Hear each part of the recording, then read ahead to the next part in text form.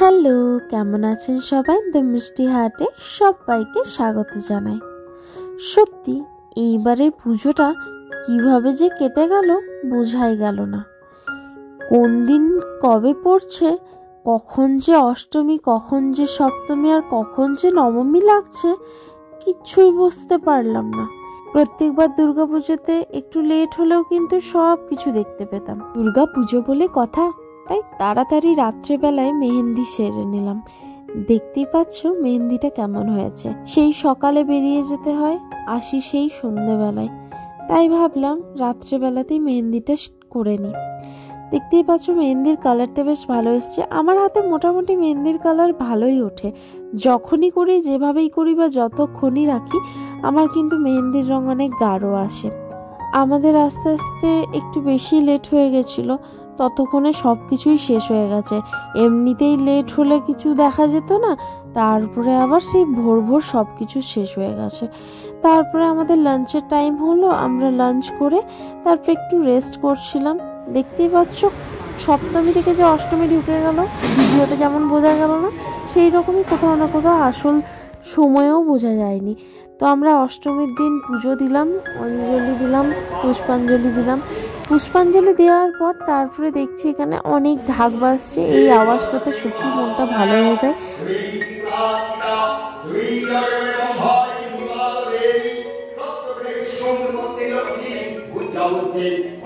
তারপরে এখানে একটা আঙ্কেল পুরো চণ্ডীপাঠ করছে আর অসাধারণভাবে করছে। ওনার আওয়াজটা সত্যি খুব দারুণ। তার সাথে এখানে যজ্ঞ হচ্ছে। এখন তো মনে হয় আগের সময়গুলোই ভালো ছিল। এই বছর যেমন দুর্গাপুজোয় এত কম সময় পেলাম আর এমনভাবে পেরোলো যে দেখতেই পেলাম না। পরের বছর কিন্তু সবটা জমিয়ে পার করতে হবে। যত দিন যাচ্ছে মেহেন্দির রং যেন আরো গাঢ় হয়ে যাচ্ছে, দেখতেও বেশ ভালো লাগে। শুনেছি মেহেন্দির রং গাঢ় হলে যেন কি একটা হয়। কুল্লিয়া এলেই প্রত্যেক দিনের রুটিনে এই টিয়া পাখিকে তো দেখবই। সপ্তমী অষ্টমী পার হয়ে নবমীর দিন যে কখন এলো সেটাও যেমন বোঝা গেল না। নবমীর দিন আমাদের দুর্গা দালানে বিশাল বড় করে খাওয়া দাওয়ার আয়োজন করা হয়।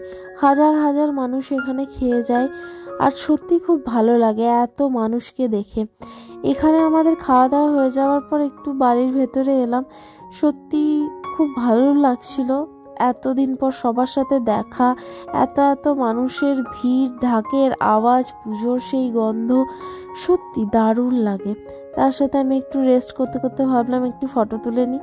ঠিক বিকেল হলো, বিকেল হওয়ার পর আমরা বেরিয়ে পড়লাম আমাদের ফ্রেন্ডসের সাথে একটু ঘোরাঘুরি করতে। আশেপাশে ঠাকুরগুলোই দেখছিলাম, বেশি দূরে যাইনি।